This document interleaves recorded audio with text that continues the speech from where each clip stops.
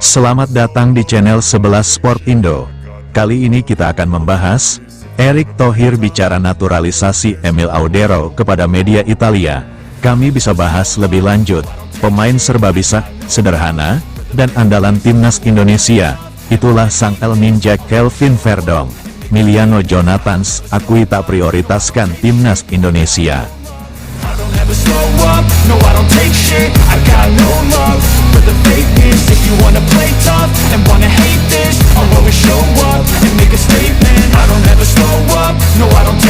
Pemain keturunan milik Vitesse, Miliano Jonathans kembali buka suara perihal kemungkinan menerima tawaran naturalisasi dari PSSI demi membela timnas Indonesia. Dalam wawancara dengan Instafoet Balson, Winger bernomor punggung 10 itu menegaskan timnas Indonesia bukanlah prioritasnya saat ini.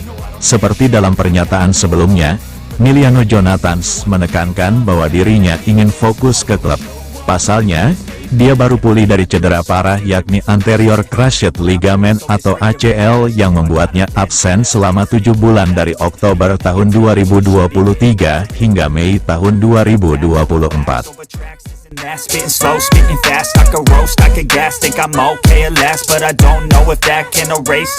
Belum sih jujur, saya sudah pernah bahas soal cerita Indonesia itu juga yang orang-orang sering tanyakan, kata Miliano Jonathans dikutip dari unggahan video @instafoetbalson di Instagram, Kamis, tanggal 21 November tahun 2024.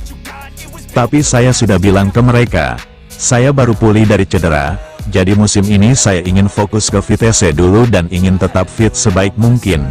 Pemain yang punya leluhur asal Depok, Jawa Barat itu menegaskan bakal mengambil keputusan pada akhir musim nanti. Apakah menerima atau menolak tawaran timnas Indonesia, nanti pas akhir musim, baru saya ambil keputusan. Saya cuma belum mau ambil keputusan sekarang. Fokus saya sekarang klub, kata Miliano Jonathans.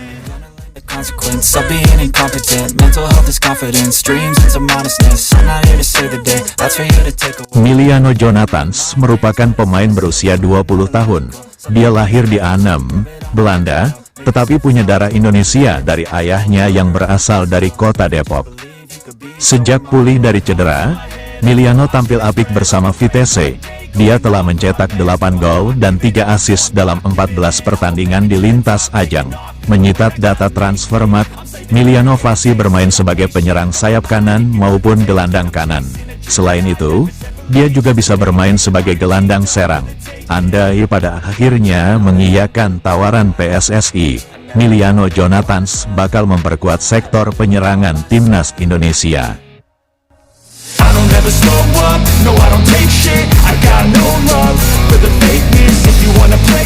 Kelvin Verdong merupakan satu di antara sosok penting di timnas Indonesia. Selain berstatus pemain serba bisa, Verdong juga pesepak bola yang sederhana dan andalan di tim Garuda. Setelah resmi menjadi WNI pada tanggal 4 Juni tahun 2024, pemain berusia 27 tahun tersebut langsung dipercaya memperkuat timnas Indonesia. Sejauh ini, Kelvin Verdong telah mencatatkan 7 caps bersama tim Garuda. Teranyar, dia tampil dalam 2 laga bersama timnas Indonesia pada grup C kualifikasi Piala Dunia 2026 zona Asia, yakni kontra Jepang dan Arab Saudi. Bek kiri klub Eredivisie, NEC Nijmegen, tersebut bermain 90 menit penuh pada 2 pertandingan tersebut. Pada duel kontra timnas Jepang di Stadion Utama Gelora Bung Karno, Jakarta, Jumat, tanggal 15 November tahun 2024, malam waktu Indonesia, Kelvin Verdong menempati pos bek kiri.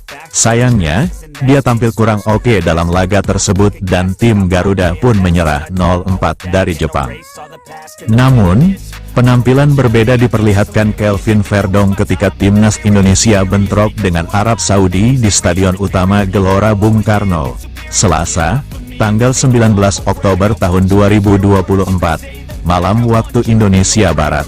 Verdong tampil terengginas, baik itu ketika bertahan ataupun membantu serangan.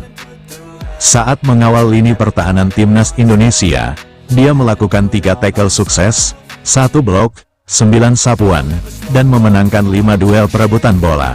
Akurasi umpan Kelvin Verdonk juga mencapai 79% dan melepaskan 2 tembakan.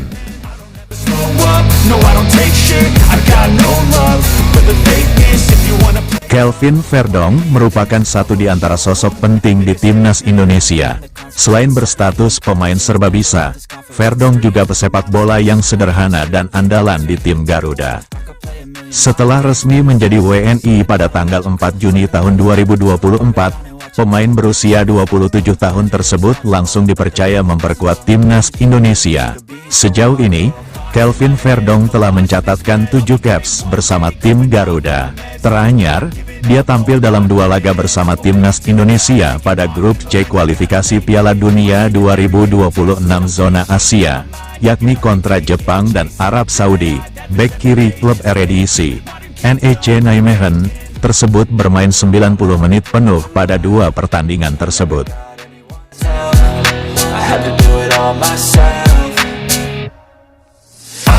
Pada duel kontra timnas Jepang di Stadion Utama Gelora Bung Karno, Jakarta, Jumat, tanggal 15 November tahun 2024, malam waktu Indonesia Barat, Kelvin Verdonk menempati pos bek kiri.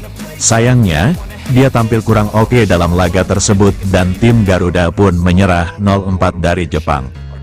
Namun, penampilan berbeda diperlihatkan Kelvin Verdonk ketika timnas Indonesia bentrok dengan Arab Saudi di Stadion Utama Gelora Bung Karno, Selasa, tanggal 19 Oktober tahun 2024, malam waktu Indonesia Barat.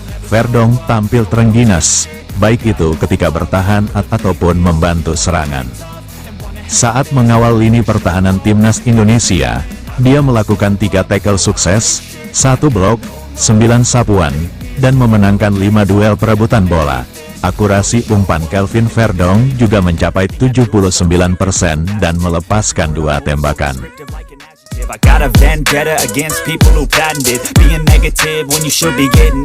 Pada pertandingan tersebut, Verdonk turut membantu Marcelino Ferdinand mencetak gol pada menit ke-57. Membangun serangan dari sisi kanan, Kelvin Verdonk yang mendapat kawalan ketat dari 2 pemain Arab Saudi, masih bisa memberikan umpan kepada Marcelino. Umpan itu pun langsung disambar gelandang Oxford United tersebut dengan sepakan kaki kanan. Meski sempat dibendung bek lawan, bola kembali jatuh ke kaki Marceng dan mencetak gol dengan cara di-lob. Pada menit-menit akhir laga ketika tim Garuda bermain dengan 10 orang setelah Justin Hubner diganjar kartu merah, Kelvin Verdonk bekerja keras membantu pertahanan.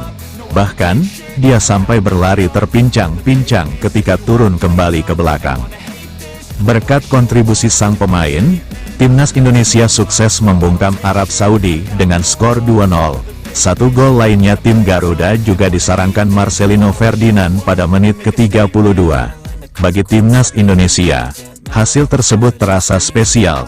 Tim Garuda untuk pertama kalinya meraih kemenangan atas Arab Saudi, serta yang perdana di grup C putaran ketiga kualifikasi Piala Dunia 2026.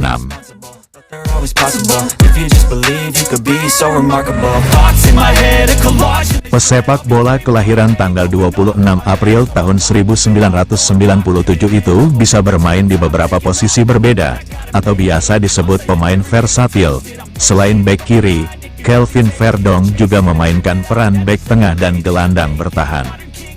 Bersama timnas Indonesia, Verdonk tercatat 4 kali menghuni pos bek kiri, 2 kali sebagai bek tengah, dan 1 pertandingan sisanya bermain sebagai gelandang kiri. Dia pun tak rewel ketika dimainkan di posisi berbeda oleh pelatih Sintayong. Melawan Arab Saudi, Kelvin Verdonk juga siaga ketika ditempatkan di posisi kanan. Pada laga itu, Sandy Walsh mengalami masalah dan mau tak mau membuat Sintayong melempar Verdonk di posisi wingback kanan. Bersama NEC Nijmegen, Kelvin Verdonk juga bisa bermain di berbagai peran yang berbeda. Dari 138 pertandingan yang sudah dijalani, Verdonk tampil sebagai bek kiri dalam 96 pertandingan, bek tengah dalam 24 laga, gelandang kiri sebanyak 7 kali, winger kiri 6 kali, dan gelandang bertahan serta bek kanan dalam 1 laga. always show up and make a statement. I don't ever slow up, no I don't take shit. I got no love. Sama seperti pemain diaspora lainnya, sosok Kelvin Verdong juga populer di kalangan pendukung timnas Indonesia. Jumlah pengikut di akun media sosial pribadinya juga semakin meningkat sejak menjadi WNI. Namun, berbeda dengan pemain lainnya seperti Jay Ises, Marten Paes, Sandy Walsh, Rafael Struijk, hingga Ragnar Oratmangun yang banjir tawaran endorsement, Kelvin Verdong tak terlalu memedulikan hal tersebut. Dia hanya ingin fokus bermain sepak bola, baik itu di level klub ataupun timnas. Dukungan dari masyarakat di sana sungguh luar biasa. Penduduk di sana sangat banyak dan mereka semua mencintai sepak bola. Tetapi saya tidak terlalu aktif di media sosial, ujar Verdong di YouTube NEC Nijmegen. Terkadang saya mengunggah foto-foto setelah pertandingan, tetapi saya merasa tidak banyak yang berubah, karena saya tidak begitu aktif di media sosial. Lanjutnya, kesederhanaan Kelvin Verdong tersebut membuat pendukung timnas Indonesia semakin jatuh hati kepadanya. Bahkan, tak sedikit yang menjuluki Verdong sebagai El Ninja, karena datang membela timnas Indonesia tanpa banyak sorotan, dan kembali ke klub secara senyap.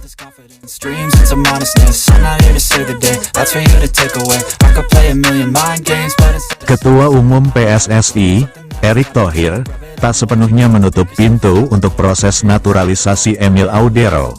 Kepada media Italia, Corriere dello Sport, ia menyatakan siap membahas lebih lanjut dengan kiper Como 1907 itu. Nama Audero sebetulnya sudah lama masuk incaran PSSI untuk dinaturalisasi menjadi WNI. Apalagi, ayahnya adalah orang Indonesia asli bernama Edi Mulyadi yang merupakan warga NTB. Akan tetapi, sang ayah pernah menolak mentah-mentah jika putranya itu dinaturalisasi. Sebab, Emil disebutnya punya mimpi tampil di Piala Dunia, sesuatu yang kala itu terlihat mustahil buat timnas Indonesia. Situasi kini berubah. Skuad Garuda punya peluang tampil di Piala Dunia 2026 melihat klasemen grup C putaran 3 kualifikasi zona Asia. Indonesia bertengger di posisi 3 dengan 6 poin dari 6 laga.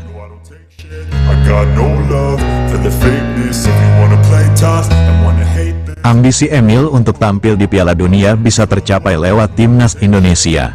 Sebab, mustahil berharap mendapat panggilan dari timnas Italia yang dipenuhi kiper-kiper hebat. Lantas, apakah Erick masih membuka pintu kepada Emil? Secara mengejutkan, ia mengaku siap membahas soal naturalisasi dengan kiper berusia 27 tahun tersebut. Sebenarnya, kami belum membahas hal ini meskipun kami telah bertemu lebih dari sekali di Milan, ujar Erick Thohir, dilansir dari Tutto Mercato Web yang menyadur Corriere dello Sport, Jumat, tanggal 22 November tahun 2024. Saya juga mengenal keluarganya. Jika dia percaya pada program kami, tentu saja kami bisa membahasnya lebih lanjut. Imbuh Menteri BUMN itu, perkataan Erick itu bisa jadi sinyal positif. Masuknya Emil jelas akan menambah kekuatan timnas Indonesia meski sudah memiliki kiper sekaliber Marten Paes. Penjaga gawang jebolan Akademi Juventus tersebut bisa menjadi pesaing yang bagus. Hal itu tentu akan berdampak positif kepada pertahanan timnas Indonesia kelak.